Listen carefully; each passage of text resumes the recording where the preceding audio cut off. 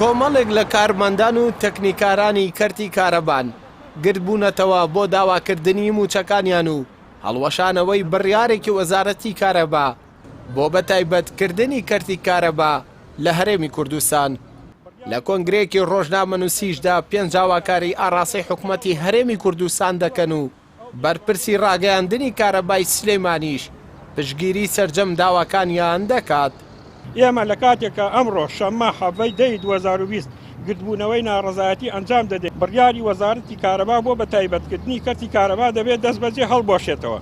ئەو پێنجمانگەی موچەکانمان پاشەکەوت کراوە دەبێت حکوومەت بە زووترین کا سەقفێکی زەمەنی دانێ بۆ گەڕانەوەیان. داوا دەکەین موچەکانمان هاوتا بکرێتەوە لەگەڵ ستانداردی موچەکانی ناوەڕاست و خواروی عێراق. داوامان وایە هەموو 30 ڕۆژجارێک لە کاتی خۆیدا بێت دواکەوتن هیچ جۆرە لێبڕینێک موچەکانمان پێ بدرێ.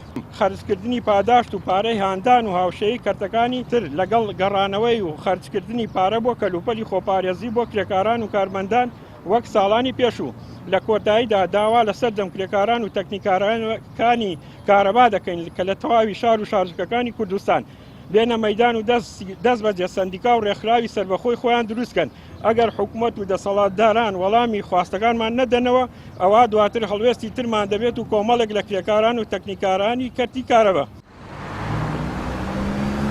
لە لای خۆیەوە بەرپرسی ڕاگەیاندنی بەڕێوەبەرایەتی کارەبای سلێمانیش پشگیری کارمەندانی کارەبا دەکات و بە پێشمەرگەی ڕووناکی ناویان دەبات و داوای موچەکانیان و 5 موچەی پاشەکەوتیشیان دەکەن.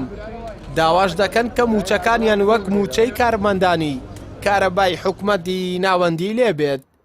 ئێمە کارمەندەکانی ئێمە بەڕاستی بە تایبەتی کارمەندە فەنیەکانمان ئەوانی لە ویزگەکان ئەوانی لە سیانەکان ئەوانی لە کۆنتترۆلی کارەبا داوامەکەن بەڕاستی ئەوانە هەمیشە پێشمەرگی ڕووناکی بوون. بەڕاستی لە سەردەمی کۆرۆناشە ئەوانە کە خەڵک هەمووی لە ماڵەوە بووە ئەوان یعنی سەرە ڕای مەترسی ئەوان لە دەوامی خۆیان نابوون. هەروەکو بڵێن موچەی فەرمانبەری ئاسایی پێدراوە هیچ جیاوازیەک نەکراوە لەوە.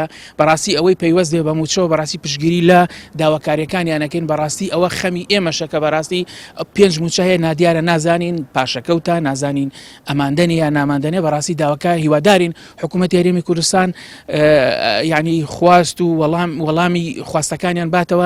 ئێمەش پێمان خۆشە یعنی موچەکانمان هەرو هەمان موچەی وەزارەتی کارەبای عێراق بێ و بۆیە بەڕاستی پشگیری کۆی یعنی ئەو داواکاری فەرمانبەرانەمانەکەین. وەک سەرجەم بوارەکانی تری ژیان حکوومەتی هەرێمی کوردستان هیچ منەتێکی بە موچەخۆران و کارمەندانی نییە کە 2 مانگ جارێک موچەیان بۆ دابین بکات.